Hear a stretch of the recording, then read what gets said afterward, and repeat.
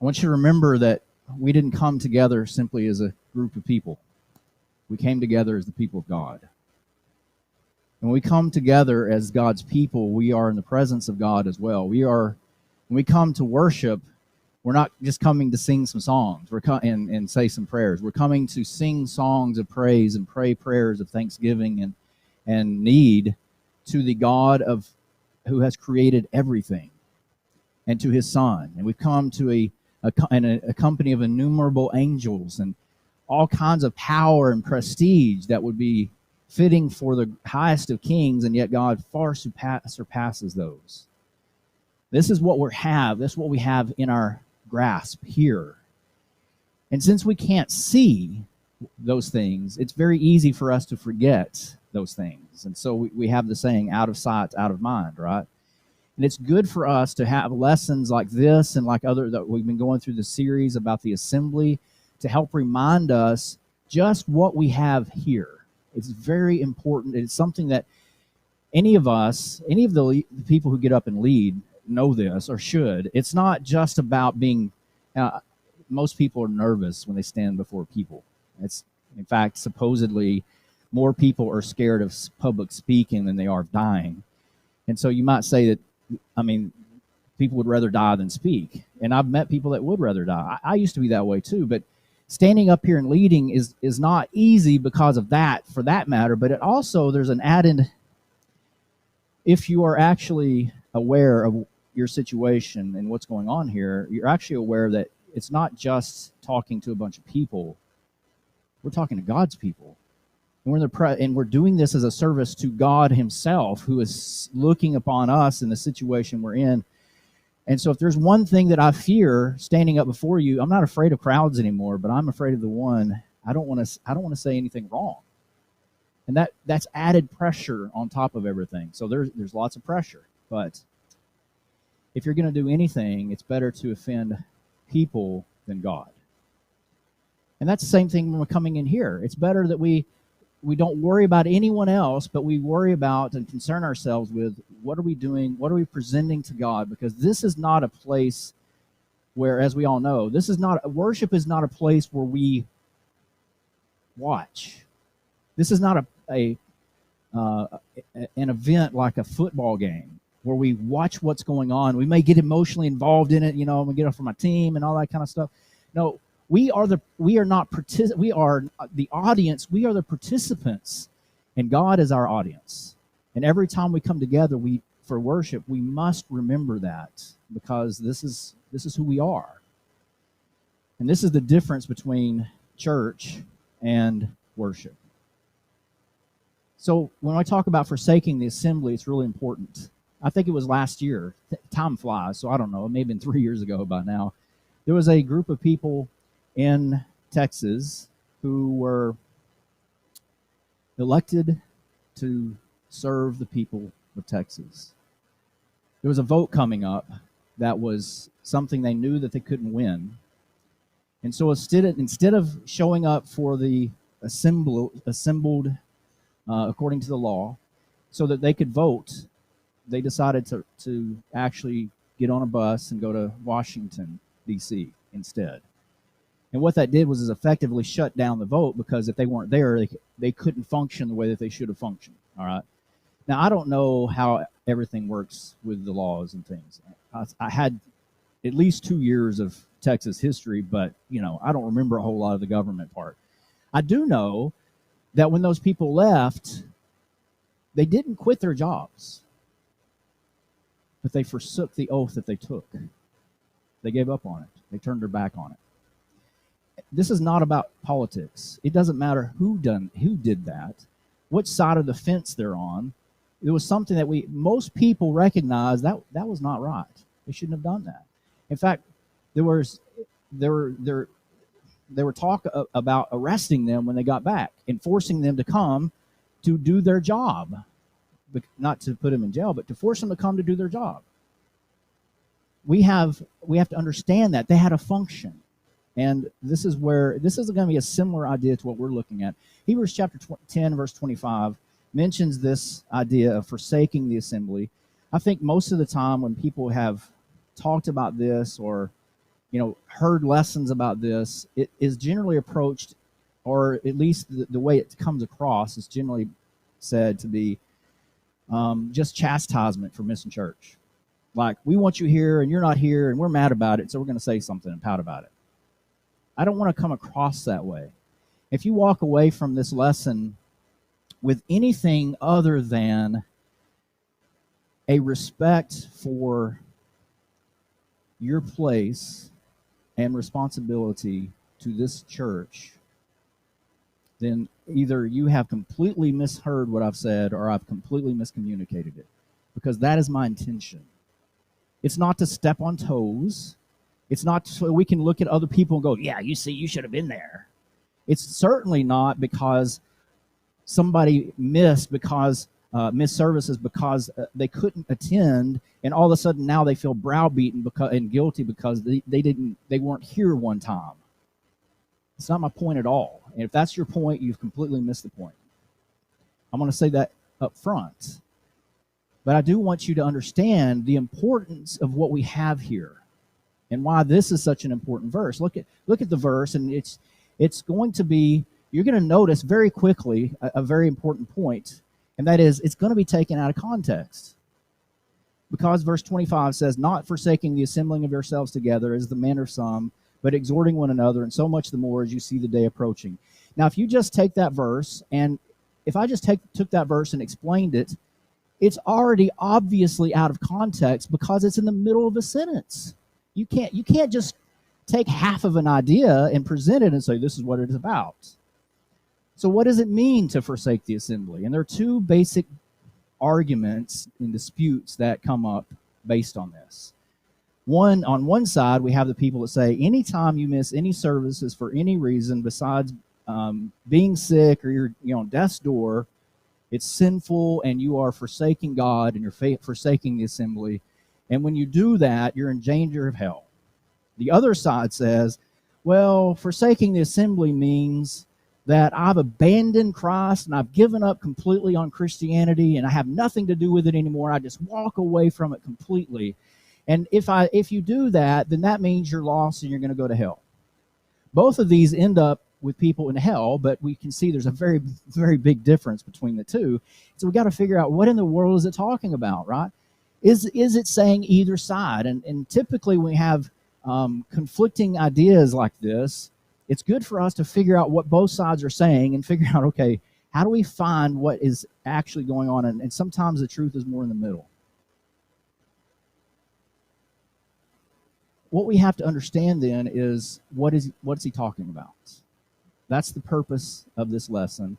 And what I want to solve for you today is for you to walk away with a better appreciation for why you're here to begin with and how it's going to help you in the church. First, so we're going to talk about context, we're going to talk about application, and then we're going to talk about its relationship this has to the previous lessons that we've talked about. All right, so let's look at the background. First of all, there is an expectation of working within a congregation. We've already talked about that in the last couple of weeks. There's always been that case that when you are working with people in the congregation, you are expected to be together as a group. So look at 1 Peter chapter 5 and verse 2. This is actually speaking to elders, but it relates to all of us because of what the elders are supposed to do. And this, by the way, is the reason that we have elders in each congregation. We don't have elders from another church overseeing the work here. There are no campus churches, like kind of a popular thing to do is we have one church as a church, and then we have satellite churches that we control. Because this passage says, shepherd the flock of God which is among you. So the shepherds are supposed to be with the people that are among them. That implies that they're together with them, right? I can't shepherd, and I'm not a shepherd anyway, but if I were an elder, I couldn't shepherd the people in the congregation 30 or 40 or 50 miles from here unless I went over there and physically spent time with them, and then I would be divided between this one and that one. That's not going to work. You can't shepherd the flock unless you're among them. And someone said a shepherd is one who smells like the sheep.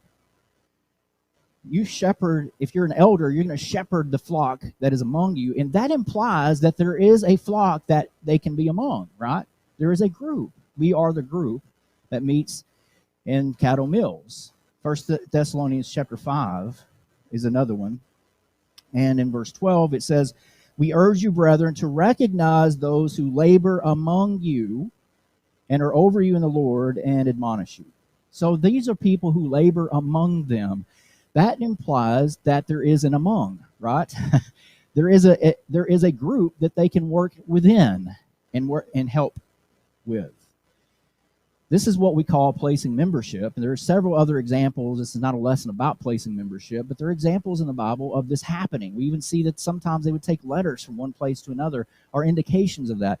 And so that's an important concept, that we recognize who we are supposed to be associating with. All right, so we have that doesn't mean that you can't visit other congregations. That's not the point at all. But this is our church. This is who we are. This is our family. Then, so we have in chapter 10 and verse 25 of Hebrews the word assembling, and I want you to notice that it doesn't say the assembly, but it does say the assembling. And you may say, well, that's just a grammatical difference, and maybe it is. But notice that if there is an assembling, it implies that there actually are people who are used to assembling together. They come together. Why? Because that's the assembling of the saints. Which one? This one. This is the one we're a part of, right? So we need to make sure we're looking at background. And when he's talking about that in Hebrews, yes, he's talking to a lot of different congregations, yes. But he's not talking about them all assembling together at the same time in the same place. He's talking about the individual places where they are assembling. And you can see this in Revelation chapter 1, where Jesus talks to the 7 churches of Asia. They weren't 7 different churches. They were 7 different assemblies of the same church, the church that Jesus created and established. All right, so that's good. We need to remember then that the local congregation, this is what exists for the benefit of the members. I may get some benefit from the church in Wiley. I may have some things come from them, or I see a bulletin article or something like that, or a congregation in Greenville. I may get some assistance from that, but they're not the ones who are assisting me. They're not my family in the sense of who I am right now. This is my church. The congregation here is for the benefit of her own members, and we are the members of that congregation. Not only do we benefit from it, but we also are a benefit to the other members of this church. We are, in a sense, we are a body, and we are functioning then as a body and helping each other. So that's an important part of the background as we get into this. I want you to notice here, so we're going to go through some words that are stated, and he says, not forsaking. This is Hebrews chapter 10, verse 25, the first 2 words, not forsaking. Now, the word forsake means, literally, it means to leave something behind. Now, this is the argument that people have on this side that says it means to leave it behind. And so what that means is, if you forsake the assembly, he says not forsaking the assembling. So if you forsake the assembly, that means you just walk away from Christianity. You have nothing to do with it anymore, and you're gone. That's the argument that they give. So let's walk through this. It says forsaking the assembly. Forsake means to leave something behind. All right. It doesn't mean that there's an implied contradiction or contention. In modern English, the word forsake kind of carries with it the idea of contempt in there as well. The original language, that's not what the word meant. It just meant to put something down and not pick it up again. That's all it meant. It didn't mean that you're like, I'm taking a stand and walking away. It doesn't mean that. It means to simply put something down and not pick it up. So there's no implication of anger. There's no indentation. He's simply saying, don't put the assembling of yourselves together down and not pick it up again, because that would be forsaking. All right. So that's important to remember as you go through this. Assembling, I've already mentioned that. But if you notice the word assembling, it doesn't say the assembly, and it might imply it as well there, but the assembling implies a regularity. This is something that is an ongoing thing. It's what everyone recognizes, It's not a one-time activity. It's, hey, we have an assembling. What does that mean? Yeah, we're constantly getting together, right? And so that shows regularity. Hebrews chapter 10 and verse 24 also shows purpose, which we dealt with last week and the week before. He says, let us consider one another in order to stir up love and good works. Why is it that the church has an assembling? One of the reasons we come together is so that we can stir up love and good works, right? So not only are we stirring up love and good works, we're considering one another. This is what it means. One of the reasons that we're coming together. Now, the assembling of Christians on Sunday mornings and Sunday nights and Wednesday nights and any other time we meet, this assembling is primarily to worship God. There are other times when we may assemble for other reasons, and that's perfectly fine. But in every case, part of the reason for that is going to be for the edification and the uplifting of Christians around us. That is, we are considering one another in order to stir up love and good works. I love that idea of stirring it up. You know, have you ever met someone who could stir up a crowd? Usually we talk about stirring up a crowd. It's usually a negative sense, isn't it? He's gonna go out and stir up the crowd. He's gonna make them angry. He's gonna get them going. I can think of a riot going to get us started. I'm gonna stir them up. But here he's talking about us stirring up each other for love and good works. In other words, we're getting each other excited about trying to do good. That's one of the reasons we're here.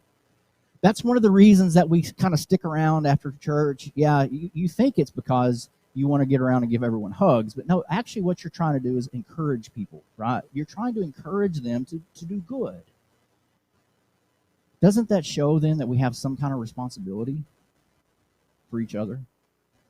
Absolutely.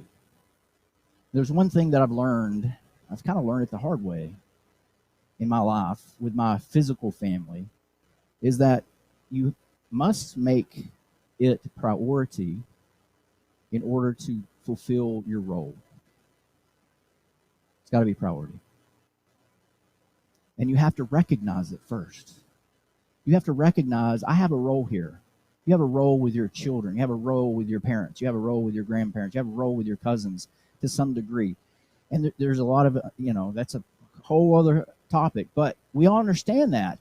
But if you have that purpose and that role, in order to fulfill it, you've got to first recognize that it's there. And a lot of times as Christians, we don't even recognize the fact that we have a personal responsibility toward other Christians in this congregation. It tends to be more like I have a personal responsibility to Christians in general and to God, but not to the congregation itself. But there are a lot of people who get that because they are involved and they're participating. Why? To help stir up love and good works. And then there are other people, and I don't mean this, this is not meant to be an insult. We are all at different places, all right? We're all in a different growth process. But it seems to be that there are some people who could come for year and year after year after year and never contribute, never participate more than being here and sitting in a pew and maybe singing along a little bit. I promise you, if you will find a way to accept the responsibility that you have toward the congregation and toward individual Christians and reach out even 1 inch in helping that come to fruition, you will be blessed. Your Christianity, your faith will grow. And you might even find that you really enjoy it. Sometimes it takes a lot of things to happen to us before we start waking up, though. Then we have this part also. We have, this is one way of exhortation, where he says, that's in verse 25, not forsaking the assembling of ourselves together as the manner of some, but exhorting one another, and so much the more as you see the day approaching. Exhorting is sometimes used in a negative way. It's not. It's really the word it means to encourage them to do what is best, what is right. We're encouraging it. Your presence does have an encouragement for us. To prove it, if you came by yourself and there are only 3 or 4 people here, you're not going to be as encouraged as seeing 70 or 80 people in the room. It's just the way it works. I remember in Russia where there was a woman, she was late. It was very, very common for people to be late, but she would be like 45 minutes late every Sunday. And it was a 3.5 hour service, so it wasn't that big of a deal, but she'd come in 45 minutes late. And then we're like, okay, now we're just kind of having some things that we're kind of talking about, waiting on everyone. And then when she showed up, we knew it was time, But everyone was late. They were like 10 minutes late, but she never saw that. She came in 45 minutes late, and everyone was already there. One day, we got a knock on our door at like 30 minutes before church started, and it was at our apartment. We're like, who in the world is that? And we didn't open the door, and lo and behold, this woman here is 30 minutes early, and she's always 45. So she's more than an hour earlier than she normally is. And she came and sat down, and we're like, of course, we're getting things ready, and we tried to entertain her as best we could. And she looked around after about 15 or 20 minutes and said, where is everyone? And she was livid. It's not even time to start yet. And then church started, and it's time to start, and no one was there, and she was mad. Where is everyone? I said, they're the same place you were last week.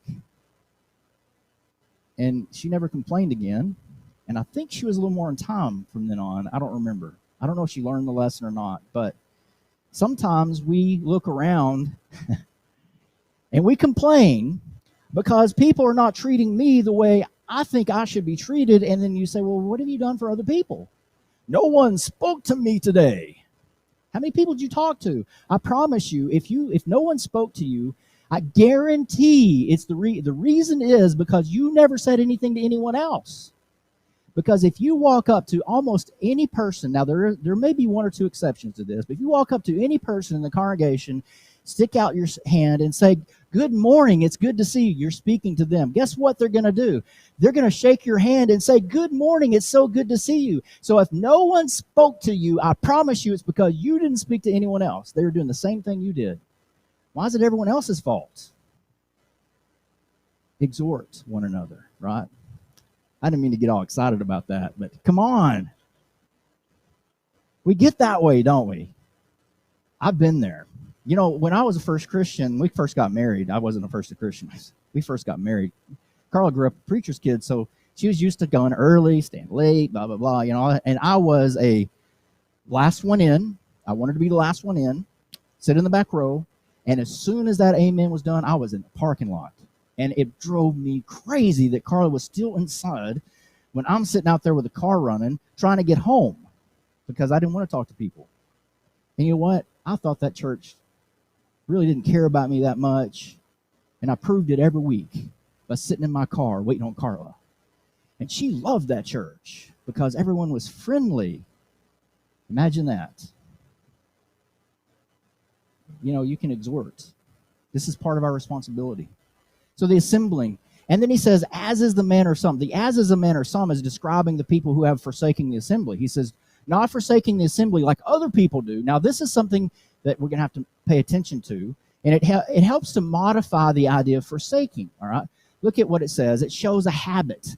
The word manner means habit, as is the habit of some. Some people have a habit of missing church.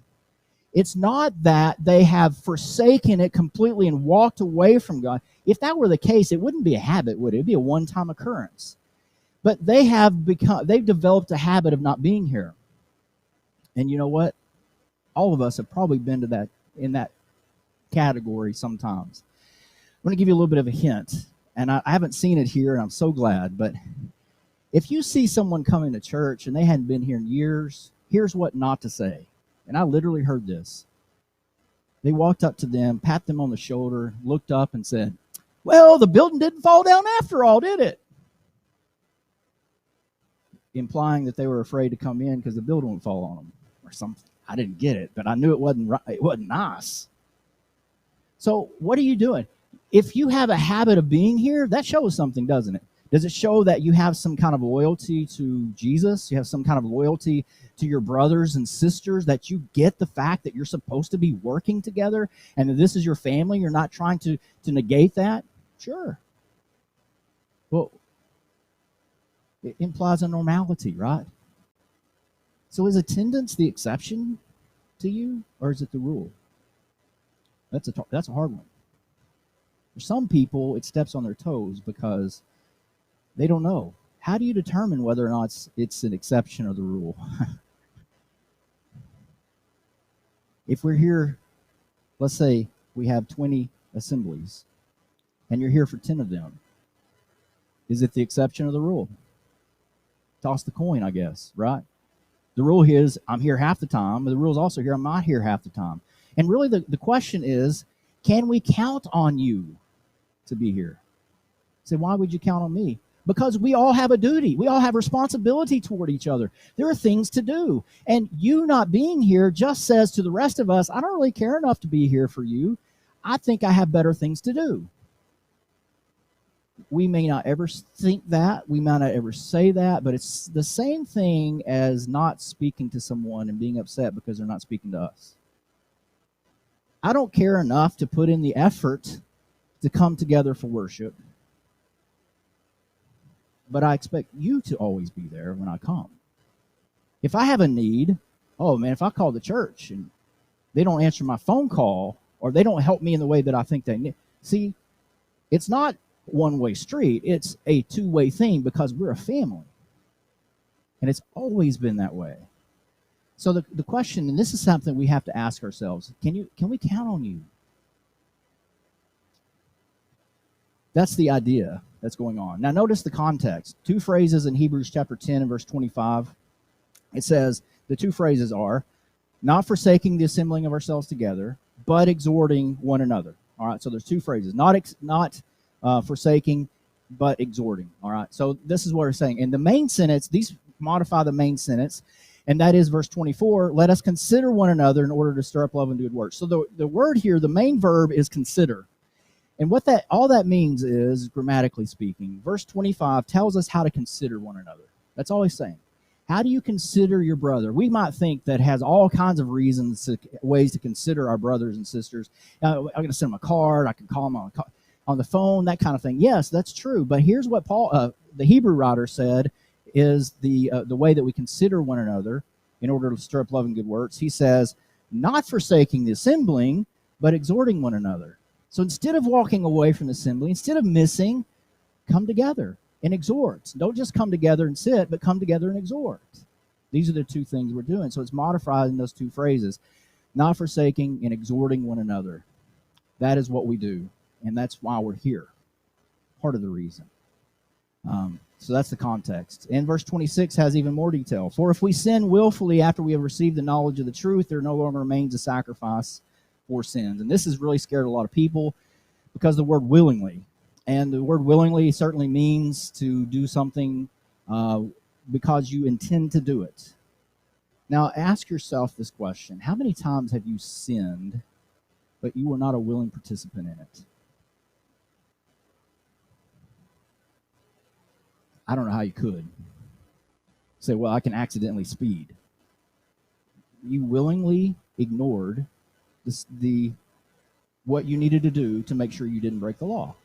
I mean, you're a willing participant in it. So we have to understand what he means by willingly, right? So this is part of this. The key here is, he says the reason that's if we sin willfully after we receive the knowledge of the truth, he says there's no longer remains a sacrifice for sin. So sinning willingly means getting to the point where there's no longer a sacrifice for us. That's what he's talking about. So when would that happen? It would happen when we certainly have decided that we're not going to be a part of this anymore. We're walking away from Christianity. You know, that's a very important idea, because when we're talking about forsaking the assembly, we're not just saying, it's not just a matter of, hey, you need to be here every time the doors are open. The point is that we are developing habits, and we're teaching ourselves lessons. This is about balance, abandoning the faith, yes, but it relates to skipping church. How? Because we have a personal responsibility to others here. And we're developing priorities.